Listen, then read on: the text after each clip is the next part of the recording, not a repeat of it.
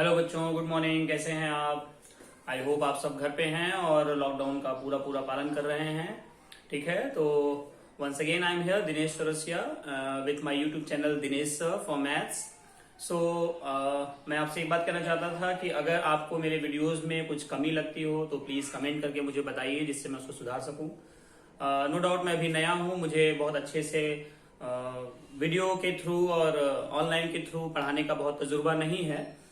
बस आपकी थोड़ी सलाह, थोड़ी राय मेरे लिए बहुत हेल्पफुल होगी। Please do like and subscribe so that I can feel motivated and feel some energy or some energetic power I can feel in myself. Okay, so once again today I am here with class 10 topic GP. GP means geometric progression, जिसको कि हिंदी में हम बोलते हैं गुणोत्तर श्रेणी। ठीक है, तो आज का हमारा टॉपिक है एरिथमेटिक प्रोग्रेशन के बाद यानी कि समांतर श्रेणी एपी के बाद जीपी। ठीक है, एरिथमेटिक प्रोग्रेशंस में आपको कुछ डाउट्स होंगे, बहुत अच्छे से मैं एक्सप्लेन नहीं कर पाया था, मुझे पता है। वीडियो में कुछ प्रॉब्लम्स आ रही थी, टेक्निकल इश्यूज की वजह से I could not upload all my videos on that app. Okay, so जो भी डाउट्स हैं आप कमेंट्स में लिख के भेजिए। जीपी में स्टार्ट कर रहा हूं, जरा ध्यान से देखिए। अगर जरा भी प्रॉब्लम होती है तो once again I will say it's a request that you please comment and tell me that what mistakes I am doing so that I can improve myself. Okay, so once again class 10th geometric progression, very important chapter and a very important series also in the series study chapters. Okay, so what is geometric progression? देखिए, आप सब ने AP पढ़ा था और मैंने AP में बताया था आपको कि एक फिक्स नंबर का डिफरेंस के बाद आपको एक सीरीज मिलती जाती है, जैसे 1, 3, 5, 7, 9, 11। तो इसमें आप +2 ऐड करते चले जा रहे हैं। ठीक है, लेकिन अब जीपी में क्या है, एक फिक्स नंबर से आप मल्टीप्लाई करते जाएंगे और आपको अगला नंबर मिलता चला जाएगा। जरा देखिए कैसे। 1, 2, 4, 8, 16, 32। लिसन, अब देखिए 1 के बाद यहां मैंने 2 लिखा है, 2 के बाद 4 लिखा है, 4 के बाद 8 लिखा है। 1 इंटू 2 2, 2 इंटू 2 4, फिर 2 से मल्टीप्लाई किया 8, फिर 2 से मल्टीप्लाई किया 16। तो इस तरह का जो सीरीज मिलेगा, ये वैल्यू घट भी सकती है, ये वैल्यू बढ़ भी सकती है। ठीक है, तो एक फिक्स नंबर से डिवाइड होता जा रहा है। मतलब कहने का कि अगर इसको आप मल्टीप्लाई कर रहे हैं 2 से, तो 1/2 से भी मल्टीप्लाई हो सकता है। ठीक है, तो इसी तरह से कुछ और लेते हैं, जैसे 5x लिख सकते हैं, 25x स्क्वायर, फिर उसके बाद 5x से मल्टीप्लाई किया तो 125x3। इस तरह का जो सीरीज होगा वो भी क्या होगा, आपका जीपी सीरीज होगा। तो जीपी सीरीज में आप देखेंगे कि कोई एक ऐसा नंबर होगा जिससे कंटिन्यूअस नंबर्स मल्टीप्लाई हो रहे हैं। यहाँ पे आप 1 भी ले सकते हैं, 1 को 5x से किया, फिर 5x को 5x से किया, फिर 5x से किया। तो इस तरह की सीरीज को हम बोलेंगे जीपी सीरीज। सेम है, this is our first term, इसमें ये सेकेंड टर्म, ये थर्ड टर्म, ये फोर्थ टर्म, और ये जिस नंबर से ये मल्टीप्लाई होके आगे बढ़ता जा रहा है उसको हम बोलते हैं कॉमन रेशियो। एपी में क्या था, कॉमन डिफरेंस, यहां क्या होगा, कॉमन रेशियो। तो जरा ध्यान से देखिए, अगर हम लेते हैं फर्स्ट टर्म ए, अगर हम लेते हैं first term is equal to a और कॉमन रेशियो लेते हैं आर, तो हमारी जो सीरीज मिलेगी वो मिलेगी ए, फिर आर से मल्टीप्लाई करेंगे तो ए आर, फिर आर से मल्टीप्लाई करेंगे तो ए आर स्क्वायर, फिर आर से मल्टीप्लाई करेंगे तो ए आर क्यूब। इस तरह से हमें सीरीज मिलती चली जाएगी। ठीक है, तो अगर इसको हम बोले ये फर्स्ट टर्म है और ये सेकेंड टर्म है, तो सेकेंड टर्म को जैसे ही आप फर्स्ट टर्म से डिवाइड करेंगे, ठीक है, second term divided by first term, या थर्ड टर्म को आप सेकेंड टर्म से डिवाइड करिए, T3/T2, तो कटने के बाद जो आएगा वो हमेशा आपको कॉमन रेशियो आर मिलेगा। तो जब भी कभी आपको कॉमन रेशियो निकालना हो तो third term upon second term, second term upon first term, fifth term upon fourth term, 100th term upon 99 term करेंगे तो हमेशा आपको एक सेम वैल्यू मिलेगी। ठीक है, नाउ लिसन केयरफुली। अब अगर हमारे पास कोई एपी सीरीज हो, मान लेते हैं कि हमारे पास जीपी सीरीज है ए आर स्क्वायर, इस तरह से जैसे हमने एपी सीरीज में निकाला था वैसे ही हमें जीपी सीरीज में भी निकालना है। क्या, nth term of the series. So आप देख सकते हैं कि हमारा फर्स्ट टर्म है T1 है, वो है ए, और ए को हम लोग बहुत आसानी से लिख सकते हैं ए आर पावर 1-1, क्योंकि यहाँ आर पावर क्या है, 0 है। T2 सेकेंड टर्म है ए आर, और ए आर को हम बोल सकते हैं a r power 2-1। Third term आप देख सकते हैं ये है ए आर स्क्वायर, इसको हम बोल सकते हैं ए आर पावर 3-1। तो first term, second term, third term, 1 है तो 1-1, 2 है तो 2-1, 3 है तो 3-1। इसी तरह से अगर हम n टर्म की बात करें, nth टर्म की बात करें तो ए आर पावर n-1। तो किसी भी जीपी सीरीज में nth टर्म निकालने का फॉर्मूला होता है a r power n-1। Please note it down, इसको आप नोट कर लें। ये फॉर्मूला बहुत हेल्प करने वाला है हमारा क्वेश्चन सॉल्व करने के लिए। देखते हैं कुछ क्वेश्चंस। अगर हमारे पास कोई जीपी सीरीज हो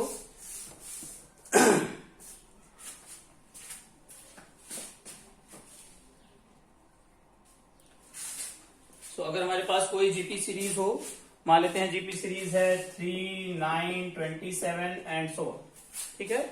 अब इस जीपी सीरीज में आप देख रहे हैं कि फर्स्ट टर्म दिया है 3, कॉमन रेशियो आप निकालेंगे 9/3 या 27/9, तो you will get 3। Common ratio मिल गया। हमें कौन सा टर्म निकालना है? क्वेश्चन के अकॉर्डिंग हमें निकालना है इसका फिफ्थ टर्म। T5 क्या होगा नहीं पता है, मैंने आपको फॉर्मूला बताया है Tn is equal to a r power n-1। A की वैल्यू क्या है भाई 3, आर की वैल्यू क्या है 3, n-1 मतलब 5-1, क्योंकि हमें कौन सा निकालना था पांचवा। 3 इंटू 3 पावर 4, 3 इंटू 3 पावर 4 को आप सॉल्व करेंगे तो आएगा 81, 3 बन जा 3, 3 8 जा 24, 243 जो होगा हमारा इसमें फिफ्थ टर्म होगा। ऐसे ही आप फिफ्थ टर्म निकाल सकते हैं, ऐसे ही आप 10th टर्म निकाल सकते हैं, ऐसे आप 12th टर्म निकाल सकते हैं, ठीक है। तो इसमें ऐसा कुछ बहुत प्रॉब्लम नहीं है, बस सिंपली फॉर्मूला अप्लाई करना है। एक और क्वेश्चन देखते हैं। 4, 8, 16 में सेवेंथ टर्म निकालना है, सेवेंथ टर्म। तो a की वैल्यू 4 है, कॉमन रेशियो हमारा है 8/4 यानी कि 2, और हमें निकालना है t सेवेंथ टर्म। तो Tn का फॉर्मूला होता है a r power n-1। a की जगह पे लिखेंगे 4, r की जगह पे 2, और n का मतलब 7-1। 4 इंटू 2 पावर 6 और 4 इंटू 2 पावर 6 का मतलब हो जाएगा 64 ना। 2 इंटू 2 इंटू 2 6 टाइम्स, तो 4 4 जा 16, 4 6 जा 24 एंड 1 25, 256 जो होगा वो हमारा सेवेंथ टर्म होगा। तो ध्यान से देखिए, जब हमें डायरेक्टली बोले कि किसी जीपी सीरीज का फोर्थ टर्म 27 है, मान लेते हैं फोर्थ टर्म दिया हुआ है 27, तो आप फोर्थ टर्म का मतलब ए आर पावर 3 आपको दिया है 27, ठीक है। कोई कहे कि सिक्स्थ टर्म दिया है 36, सिक्स्थ टर्म दिया है 36, तो आप पूछ सकते हैं ए आर पावर 5 इज 36, ठीक है। इस तरह से आपको करना होगा। कुछ क्वेश्चन इस बेसिस पे भी देखिए।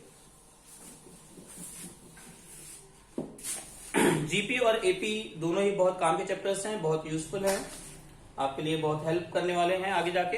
हाँ, now we have a question to find the GP series whose fifth term is 80।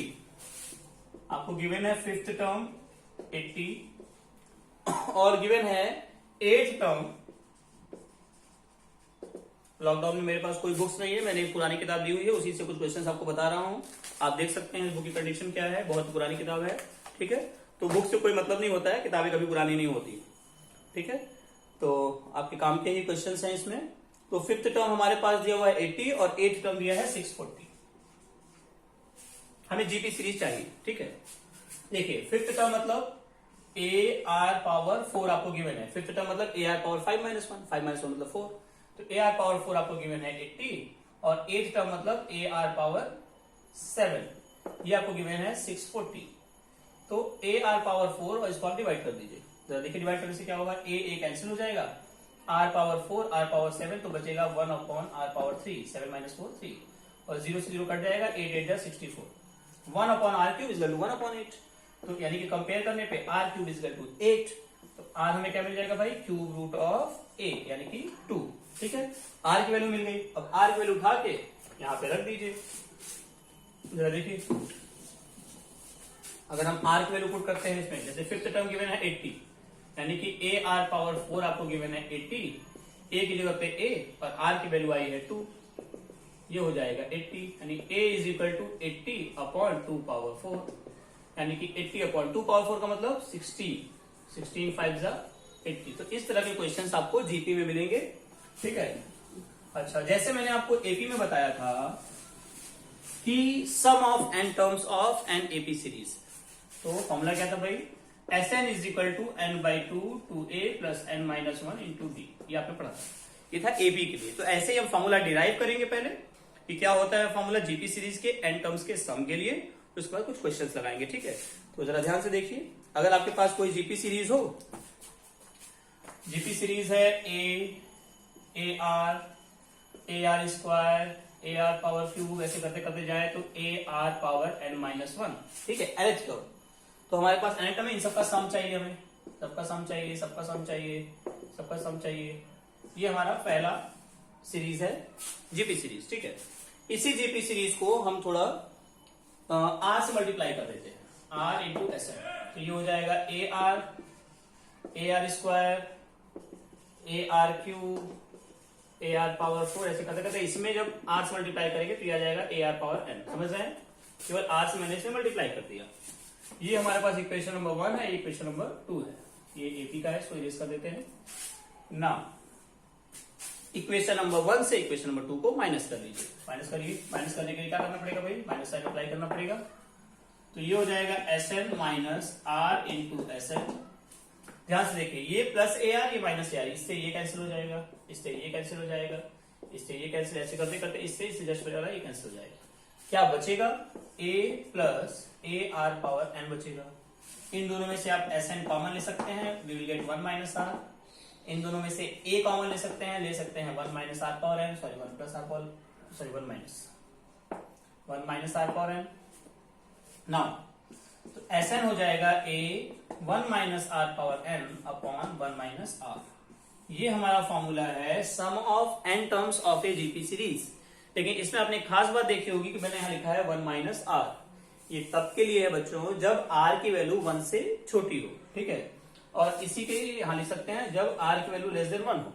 इसी फॉर्मूला को एस एन इक्वल टू लिख सकते हैं a r power n minus one upon r minus one. ये तब के लिए है जब आर की वैल्यू ग्रेटर देन 1 हो, ठीक है। तो इसमें कोई डाउट नहीं है। आप जो क्वेश्चन आपको मिलेगा, क्वेश्चन में आप आराम से आर निकालेंगे तो आर की वैल्यू ग्रेटर देन 1 या लेस देन 1 है वो आपको दिख जाएगी, या क्वेश्चन में गिवन होगा कि आर की वैल्यू ग्रेटर देन 1 है या लेस देन 1 है। तो इसको भी आप प्लीज नोट कर लीजिए। इसके बाद कुछ क्वेश्चन पे देखते हैं।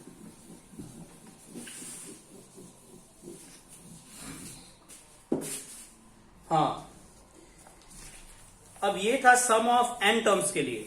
अगर हमारे पास हमें निकालना हो सम ऑफ एन टर्म्स, एक टर्म है sum of infinite terms, sum of infinite terms of a GP series. तो ध्यान से देखिए, आपने निकाला है s n is equal to a 1 minus r power n upon 1 minus r, और तब फिर था जब आर की वैल्यू लेस देन 1 थी। जब सम ऑफ इनफाइनाइट टर्म्स आपको निकालना हो, ध्यान से देखिए, इनफाइनाइट टर्म्स के लिए हमारे पास जो फॉर्मूला है वो है अगर हम n को टेंड करें इनफाइनाइट तक, बहुत ध्यान से मेरी बात सुनिए। अब n तो है नहीं, नंबर ऑफ टर्म्स लिमिटेड नहीं है, अनकाउंटेबल है, पता नहीं कितने हैं, लास्ट टर्म नहीं पता है। तो ये जो फॉर्मूला है s n is equal to a 1 minus r power n, जरा इसको देखिए आर पावर एन। ये जो आर पावर एन था अब ये हो जाएगा आर पावर इनफाइनाइट। अब आर पावर इनफाइनाइट और आर मैंने क्या लिया है, लेस देन 1 लिया है। अगर कोई वैल्यू 1 से बहुत छोटी है या 1 से छोटी है और उसका पावर आप इनफाइनाइट रख रहे हैं तो वो वैल्यू लगभग 0 हो जाएगी, खत्म हो जाएगी। एग्जांपल लेते हैं, जैसे अगर आपको लिखना हो 2 पावर 2 तो आप इजिली बोल देते हैं 4, लेकिन अगर 2 पावर 1/2 होता है, ठीक है, और इजिली देते हैं। अगर आपको लिखा होता है 4 पावर 2 तो आप बोलते हैं 4 4 16। अगर 4 की पावर 1/2 रहता है तो ये आता है 2। देखिए पावर जैसे ही 1/2 यानी 1 से छोटा हो गया, आधा हो गया, तो वैल्यू कम हो गई। जब ये पावर छोटा ना हो गया, कितना हो गया भाई, इनफाइनाइट। देखिए इसी पावर जो आर की वैल्यू है, आर की वैल्यू ना, एन की वैल्यू इनफाइनाइट, यहां आर पे इनफाइनाइट, आर पे एन, मान लेते हैं आर की वैल्यू 4 है, इस पे हमने वैल्यू छोटी रखी, ठीक है। अब एन की जगह इनफाइनाइट, और इनफाइनाइट मतलब नंबर ऑफ टर्म्स अभी छोटा वैल्यू को दिया 1 से, लेकिन ये तो मैंने बढ़ा दिया है। अगर आप 1 से छोटी वैल्यू लेते हैं आर की वैल्यू, जैसे मान लेते हैं 0.2 और इसका पावर करना है, तो ये देखिए और कम आएगा, 0.4 आएगा। अगर आप लेते हैं 0.6 इसका पावर 3 करते हैं तो ये क्या आएगा भाई, ये आएगा 0.04, ये कम हुआ ना 0.04। ऐसे इसको करते हैं तो 216 आएगा, लेकिन ये आएगा 0.216 आ जाएगा, तो ये बहुत ही कम है 0.6 से। तो जैसे जैसे पावर बढ़ती जाएगी वैसे वैसे वैल्यू बहुत छोटी होती जाएगी। तो हम लोग क्या करते हैं, इस r पावर n को ऑलमोस्ट 0 मान लेते हैं, नेग्लेक्ट मान लेते हैं। तो ये जो Sn था वहां s इनफाइनाइट लिखेंगे और a 1 minus r power infinite upon 1 minus r, तो इस r पावर इनफाइनाइट को 0 बोल देंगे, तो s इनफाइनाइट हो जाएगा a अपॉन 1 माइनस r। ठीक है, तो sum of infinite terms of a GP series क्या होता है, a अपॉन 1 माइनस r, क्योंकि ये r पावर इनफाइनाइट की वैल्यू लगभग 0, तो 1 माइनस 0 1। ठीक है, तो a इंटू 1 a। तो ये आप याद रखिए, सम ऑफ इनफाइनाइट टर्म्स के लिए डायरेक्टली फॉर्मूला यूज करेंगे।